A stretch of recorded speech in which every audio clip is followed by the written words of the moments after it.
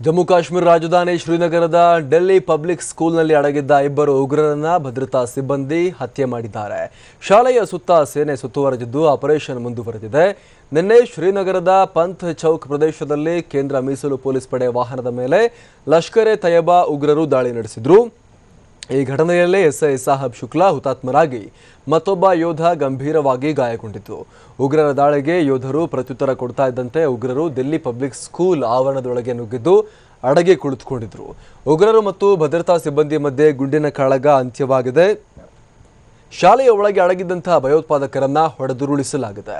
ಇನ್ನು ಜಮ್ಮು ಕಾಶ್ಮೀರದ ಶ್ರೀನಗರದಲ್ಲಿ ನಿನ್ನೆ ಹುತಾತ್ಮರಾದಂತಹ ಸಿಆರ್ಪಿಎಫ್ ಎಸ್ಐ ಸಾಹಬ್ ಶುಕ್ಲಾರ್ ಅವರಿಗೆ ಅಂತಿಮ ನಮನವನ್ನ ಸಲ್ಲಿಸಲಾಯಿತು.